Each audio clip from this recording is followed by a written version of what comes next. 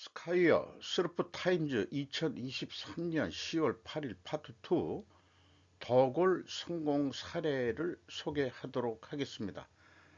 내용이 좋았다고 생각하시면 하단에 나와 있는 내용 참조해 주시면 대단한 영광으로 생각하겠습니다. 납기 지연이나 철야가 상시화, 폐전 공장을 이었다. 3대째의 생산 관리 개혁. 북라이터 요코하마 룸이라는 저자가 쯔기노 지다이라는 매체를 통해서 보도한 내용입니다. 정밀 판금 가공을 잘하는 가고시마 케이스, 가고시마현 히요키 씨, 3대째 사장 세신 다카시 씨는 선대의 급소를 계기로 사업을 승계했다. 당시 회사는 잠식 상태, 생산 현장에서는 납기 지연이 다발하고 밤샘과 야근이 상시화되고 있었다. 세계 베스트셀러 도골의 감명을 받은 거박 씨는 생산 관리의 중요성을 거듭 전달, 사원의 깨달음을 촉구하고 갔는데 납기 준수 비율이 점차 향상되었다. 수송비를 줄이고 이익을 남기는 일도 생기게 되고 채무 초과 상태를 조기 해소하는 데 성공했다.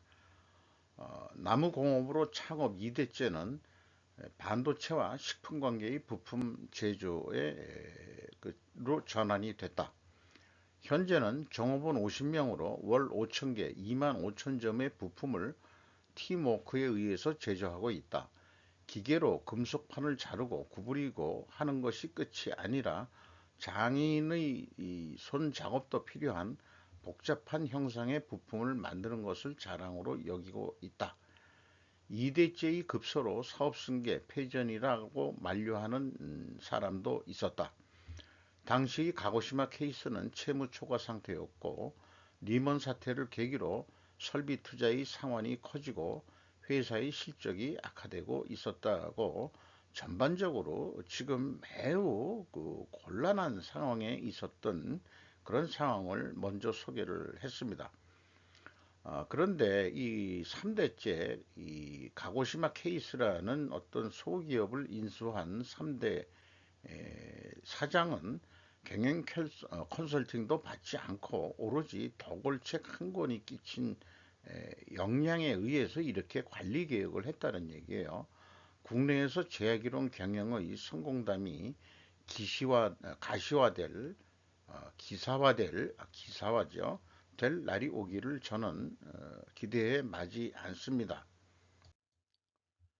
이대로는 안 된다. 이익을 잘 내고 보너스를 낼 수 있는 경영을 하지 않으면 이라고 사장은 생각했다. 이런 얘기고요. 납기대로 부품을 낼 수 없이 고객이 분노의 전화도 수시로 받았다.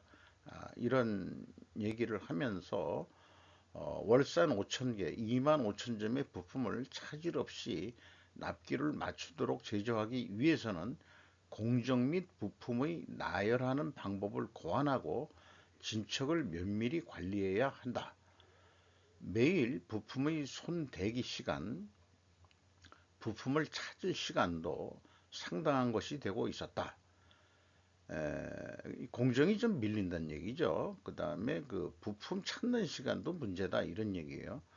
또 생산 부문과 영업 부문의 제휴도 잡히지 않았다. 일반적으로 이거를 제가 많이 소개할 때 영판 아니 생판 모르는 사람들처럼 싸운다 이런 얘기를 하는데 생산과 영업의 갈등은 모든 기업의 끊이지 않는 문제일 것입니다. 예를 들어 굴곡의 공정을 가능한 사람이 적은 것으로 돌리고 이것은 한마디로 쉬운 공정만 하려고 그런다. 부품만 따내면 얼마나 노력해도 낱개를 맞출 수가 없다. 한편 레이저 절단의 공정은 비어 있는데 수주가 없다. 이러한 수요와 생산의 불균형이 발생하고 있었다. 어느 공정은 뭐 바빠서 뭐 야근한다 처리한다 난리인데 레이저 절단이라는 데는 또 펑펑 놀고 있다. 이런 얘기가 되겠습니다. 일을 해도 끝나지도 않았는데 이익은 오르지 않는다. 그래서 보너스도 못 주고 있다. 그래서 조금이라도 보너스분을 초과 근무 수당이나 수당으로 잡고 잔업과 천리야도 그 상시화되고 있었다. 한편 납기대로 부품을 내는 책임감에 늦게까지 남아 열심히 또 하는 사람도 있었다. 이런 얘기예요.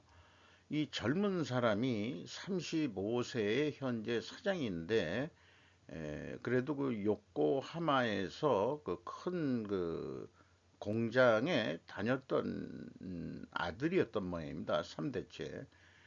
아버지가 돌아가셔가지고 왔는데 자기가 그 안전한 그 이 자기가 일했던 데를 포기하고 가업을 승계했다 이런 얘기죠.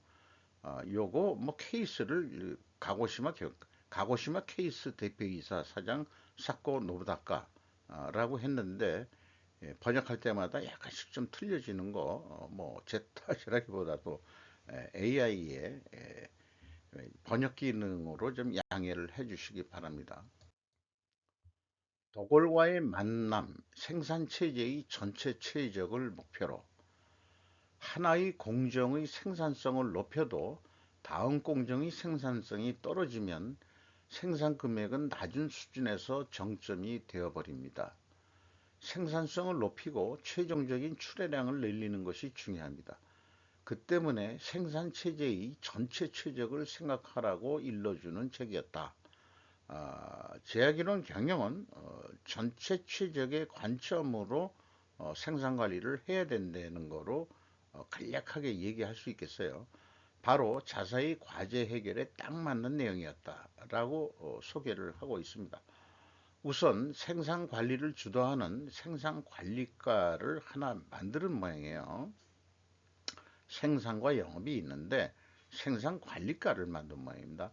생산 관리 소프트웨어를 활용하여 각 공정의 진척 상황, 후에 앞두고 주문해도 실시간으로 가시화했다. 생산 능력, 공정, 납기 등 다양한 요소를 가미하고 2만 5천 점의 부품을 어떻게 놓고 흘리고 가면 고객이 요구하는 순서로 생산할 수 있을지도 잘 생각을 했다. 이런 얘기고요. 생산관리 소프트웨어에는 한 개의 부품을 만드는데 얼마나 공정이 필요한지, 각 공정에 얼마나 시간과 인력, 기계가 필요한지도 입력합니다. 만일 한 품목에 5공정이 걸린다고 치면 그것을 5천 개분 입력해야 하기 때문에 처음에는 많이 힘들었습니다. 새 부품을 수주하면 공정이 몇 개 필요한지를 잡고 각 공정에 얼마나 많은 시간이 걸릴지 예상치를 입력합니다. 한 번 만들면 보다 정확한 시간과 생산 자원이 판명되어 실태에 맞추어 자동적으로 수정을 받게도 했습니다. 생산관리 소프트웨어가 또 핵심이 되겠네요.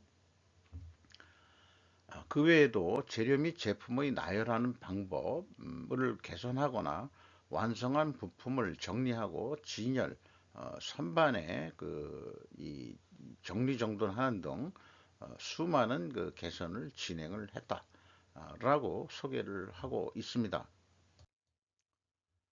납기 준수율을 높이고 이익이 남게 이렇게 했고요. 이것은 제 생각에는 재고 회전율 상승의 다른 말이다 라고 저는 생각합니다. 지시하는 순서대로 부품을 만들어 나가기가 얼마나 소중한가를 이해하기 위해서 월 1회 경영회의나 매일 아침 미팅 보드를 활용하고 회사 현황을 공유하는 것도 시작을 했다. 수송용 전용 골판지 상자도 만들어 가급적 작은 포장해서 보내고 배송료 비용을 억제하는 고안도 했다. 철저한 생산 관리에 나서고 4개월 정도 지났을 무렵 각 공정의 생산성이 향상되고 납기 준수율이 오르기 시작했다. 납기를 지키게 돼서 쓸데없는 수송비를 쓰지 않아도 되었고 회사에 이익이 남게 되었다. 연간 매출의 6%를 차지한 수송비는 3%로 반감되었다. 그 감소분을 상여 원금으로 충당할 수 있게 됐다. 이렇게 소개를 하고 있습니다. 그래서 매출 10억엔을 돌파하고 실천할 수 있는 기업으로 서 나갈 것을 목표로 하게 됐다. 이게 뭐 공중에서 뭐 드론으로 찍은 장면인 모양인데 아주 그 소규모 그 소기업 공장인 것 같죠. 여기 뭐 어떤 그 야적장 같기도 하고 또 요런 데는 아마 창고 같기도 하고 요 좌측에 있는 건 뭔지 모르겠습니다만은 요런 데는 그 아마 그 사무실일 확률이 높고요. 요 파란 색 큰 데가 아마 생산 공장이고 그럴 것 같은 느낌이 듭니다. 그 뭐 경험상. 자, 어, 이러한 그 기사에 그 일본은 댓글을 올리는 사람들이 전문가들이 많이 좀 올리는데 댓글 내용도 참 생각할 게 많은 그런 내용입니다. 도요타 방식이 아닌 제약이론 경영이 핵심이었다고 생각합니다. 그리고 제약이론 경영은 톱다운 방식으로 진행해야만 된다는 거. 즉, 밑에서 아무리 노력하려고 해도 의사 결정권자가 결국 결정을 해야 된다. 이런 뜻이고요. 어, 최고 경영자가 사장이 변하지 않으면은 기업도 변하지 않는다 하는 것은 뭐 맞는 얘기일 것입니다. 그래서 그 첫 번째 그 조회수가 제일 많은 그 댓글을 보면은 요코하마 노부히로라고 경영 컬럼니스트인데 멋진 사례다. 잘 가고 있을 때는 아무리 임기응변적에도 정식 회원이 멋대로 방식을 고집하고 있어도 이래저래 잘하는 법이다. 어려운 창업기를 벗어나고 성장기에 돌입해서 사후의 바람이 불기 시작하면 멈춰서서 자신들의 방식을 볼 수 없게 된다. 그러니까 잘 나갈 때는 자기네들의 그 문제점이 안 보인다 이런 얘기고요. 속인적인 방식에 맡기지 않고 사람의 뭐 속된 말로 그 생각대로 그 맡기지 않고 이치에서 생산 관리를 재검토하여 규칙을 철저히 한 것이 승인이다. 뭐그 성공한 요인이다 이런 얘기겠어요. 그러나 간단한 것 같아서 어렵다. 참 제약이론은 간단합니다. 3대 젊은 사장이 베테랑 사원의 정론을 펴는 것은 상당한 신념, 사명이 없으면 못할 것이다. 요거 이해할 만합니다. 2대째 사장이 갑자기 돌아가셔가지고 일반적으로 우리나라 그 중소기업에도 그 부친 때 들어왔던 이 공장 직원들이 나이가 다 연만하거든요. 그 30대 사장이 이렇게 하자 저렇게 하자가 네가 뭐 한다고 속으로 다 월급을 줘서 예 사장님이 하지만은 완전 똥고집들도 많이 있을 거라고요. 그것을 극복해 나갔다 하는 거죠. 참 요런 거 충분히 그 공감이 갑니다. 얼마나 어려운 상황이 되더라도 기초부터 다시 하기로 일어설 경우는 너무 많다. 일단 물러나게 되고 떠나가는 사람도 있을지 모르지만 각오를 다지고 해내기로 빛은 보인다. 가업승계의 멋진 사례이다라고 댓글을 달아줬네요. 댓글 두 번째로 이런 게 있습니다. 지금의 업무 방식이 최선이 아닌 것은 알고 있는 소모도 복귀도 많고 바쁜데 맞지 않는다. 그래도 잘 될지 모르는 새로운 방법과 돈이 드는 툴을 도입해서 지금 일이 밀리면 누가 책임을 취할 것인가? 그러니까 탑이 결정해야 되는데 제약이론 경영은 간단한 소프트웨어로 해낼 수 있다 하는 점이죠. 그러니까 투자를 결정을 그 제약이론 경영은 큰 투자가 필요 없습니다. 도끼날이 넘치듯 칼날이 무뎌지고 있으니 빨리 마음을 낼 수 없다. 그래도 갈고 있다고 나무를 끊을 시간이 줄어든다. 나무꾼의 딜레마로 불리는 상태입니다. 탑의 결단력과 정보를 올바르게 정상에 전파하는 현장과 좋은 관계가 너무 소중합니다. 이렇게 했는데 결론은 이 탑다운도 중요하지만은 밑에서 정보를 올바르게 그 위로 그 보고하는 바텀업 정신도 매우 중요하다. 그러니까 탑다운만 가지고도 솔직히 안 되지 않냐. 밑에 직원이 또 성실하게 있는 현실을 정확하게 계속 직보하는 그런 그 관계가 또 형성돼야 된다. 요거 충분히 이해가 되고 맞는 말입니다. 댓글 3. 이전 근무하던 회사가 바로 이것이었습니다. 게다가 할 수 있는 사람은 납기나 다른 대응에 바쁜 임원이 되는 사람은 종합직과 사무 분야의 도면조차 모르는 사람만이 됩니다요. 이렇게 했는데 속된 말로 위에 대가리가 속된 말로 생산에 대해서는 뭣도 모르는 사람이 책임자가 된다. 그래가지고 생산 관리가 제대로 되겠냐? 경영이 악화 그리고 납기 조정도 안 하고 잔업에 매달린 결과 가능한 사원에서 발을 빼고 퇴근하고 나머지는 뭐 일을 한다 그래도 파산 순식간이었다 이렇게 에, 경험을 얘기하고 있는 댓글을 단 사람도 있네요. 역시 된 사장 또는 부사장이 남아 있으면은 여기에서는 뭐 안 될 것은 없다고 생각한다. 그러니까 이것도 탑의 정신이 매우 중요하다 이렇게 소개를 하고 있네요. 이런 댓글들이 참 정성스럽게 올라오는 것을 보면은 참 그 부럽습니다. 우리나라 뭐 일반 그 기사에 대한 댓글 그 이 반말 짓거리고 인격 모독적으로 뭐 어떻게 짓거리는 놈들의 그런 것들을 보면은 좀 한심하다 하는 생각이 들어가기도 하는데 뭐 상당히 그 댓글이 많이 달렸어요. 그래서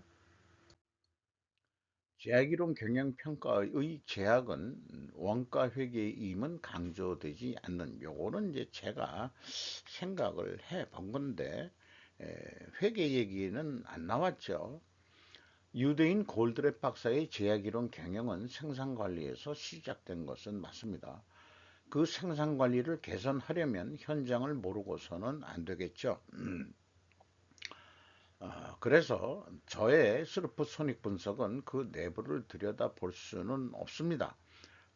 공시되는 그 재무제표 가지고 경영 결과만 보니까요. 그렇기에 원가 손익의 결과를 잠깐 실력했습니다. 제약이론 경영의 스루프 손익으로 실전 분석을 해서 현재의 경영에 자극을 주는 것이 목표가 되기를 저는 바랬습니다. 그래서 그 일을 현재 계속하고 있는 거고요. 기업의 사업보고서에서 얻을 수 있는 주석, 재고자산 명세와 비용의 성격적 분류 데이터를 이용해 스루프 손익 분석을 하고 경영 결과를 경영평가지표로 저는 산출해서 어, 아직은 극소수의 그 독자들이지만은 그래도 그 쭉 꾸준히 봐주시는 분들한테 기운을 얻어가지고 지금 계속해서 제 콘텐츠로 진행을 하고 있죠. 생산 관리의 결과물 그것은 분명 재고 회전율로 직간접적으로 연결이 된다. 이렇게 말씀드리겠습니다. 납기 달성률은 다르게 표현하면 재고 회전율의 다른 말이라고 주장하고자 합니다. 제가 직접 생산관리에 대한 출신은 아닙니다. 일반적으로 생산관리 경영 컨설턴트들은 뭐 산업공학을 하신 분들이라든지 또 뭐 이공대 출신들이 배워가지고 하고 있지만은 의외로 회계 쪽은 또 잘 모르죠. 그래서 같이 연구하는 그룹들은 제가 조금 소양이 있으니까 그래서 같이 연구를 하고 있습니다만 어, 제약이론 경영은 대중소기업을 가리진 않습니다. 어떠한 규모든 제약 공정은 있기 때문입니다. 그 제약이 내부에 없다 그러면은 외부 제약은 있습니다. 그걸 우리는 시장 제약이라고도 얘기를 하기는 합니다. 여러 가지 생산 관리 방법이 있습니다. 또한 일본이 제조 강국으로의 재부상의 단면을 보는 것 같아 우려 같은 긴장감 반, 부러움 반 이런 거를 느끼면서 소개하지 않을 수 없습니다. 일반적으로 어떤 새로운 거를 해보자. 지금 이대로는 안 된다 할 때는 잘 나갈 때, 뭐, 제약이론 경영을 아무리 소개한다 그래도, 어, 뭐, 우리 속된 말로 속으로 흥칫뽕이죠. 들은 척도 안 하죠. 뭐, 내가 하는 방식이 얼마나 잘하는데, 이렇게 되는 거죠. 그러다가 어느 날 갑자기 또 안 좋으면은 또 어떻게 원인을 딴 데 돌리고 그러는지는 모르겠습니다만은 그래서 솔직히 어떤 외부의 도움을 받거나 자각을 할 경우는 절실한 경우, 절박한 경우가 아니면은 새로운 그 제약이론 경영이라는 게 받아들이기는 쉽지는 않을 겁니다. 그래서 그런지 제가 요즘에 분석하는 그런 것은 계속 그 이익이 남는 기업들을 미 많죠. 우리나라에는 대기업이나 이런데. 그래서 좀 더 코스닥 시장에 좀 그 성과가 안 좋은 데를 또 좀 많이 해봐야 되지 않을까. 이런 생각도 좀 있습니다만은 중요한 것은 그 우리나라 대기업이라 그래도 2023년 우리 그 스루프 타임즈를 운영하면서도 한국 경제가 지금 저성장 구조, 디프레이션화 되고 있다 하는 관점에서 볼 때는 정말 그 경영자들이 이 새로운 경영 관리 혁신에 대해서 생각을 해봐야 될 시간이 아니겠느냐. 지금 저성장 구조를 어떻게 벗어나느냐 여러 가지 뭐 말들이 많고 또 그렇습니다만은 결론은 우리나라가 우리나라도 제조 강국인데 제조업의 그 비중이 또 높고요. 그렇기 때문에 이 제조업에서부터 어떤 이 혁신이 다시 일어나야 된다는 것을 좀 느끼면서 그런 의미에서 이런 일본에서 이미 제약이론 경영이 그 받아들여지고 있다 하는 것에 정말 부러움을 느끼면서 한국에서도 뭐 한 대가 있긴 있을 겁니다만은 별로 나타나지 않고 있고 또 소개되지도 않고 있기 때문에 좀 있죠. 국내에 분명히 한 대가 있다는 거 저 알고 있고요. 그런데 그 기업에서 하는 얘기가 통해서 같은 어떤 그 연구 모임 쪽에서 들은 얘기입니다만은 이 제약이론 경영이 사실은 너무 쉽기 때문에 그 노하우가 공개되기를 좀 원하지 않는다 해서 발표를 못하고 있는 부분도 있긴 있습니다. 우리나라가 이 뭐 어떤 경영을 하더라도 좋습니다만은 어, 뭐 제약이론을 배운 제 입장에서는 제약이론 경영을 한번 도입을 해가지고 좀 실질적으로 좀 해보면 되지 않겠냐. 그러나 이제 제가 어떤 그 컨설팅 하시는 분들을 지원할 수 있는 것은 일단 평가를 기존에 있던 회사에 대한 평가를 숫자적으로 지금 상황이 이렇다 하는 것은 제가 분석으로 보여줄 수 있는 거죠.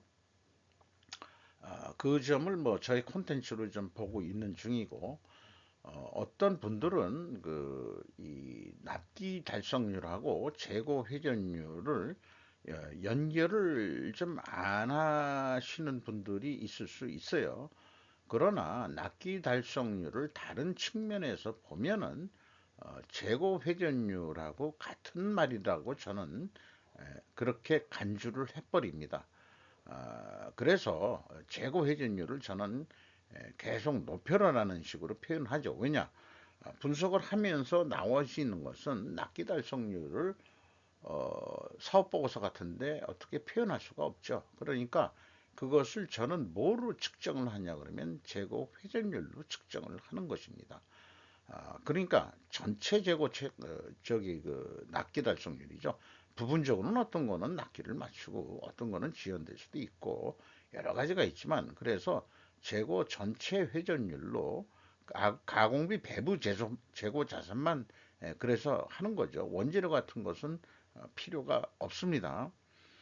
그런 것은 또 별도 시간으로 재고 자산 및 재고 회전율로 최근에 또 방송을 한 부분이 있습니다. 그런 것도 좀 참고해 주시고요.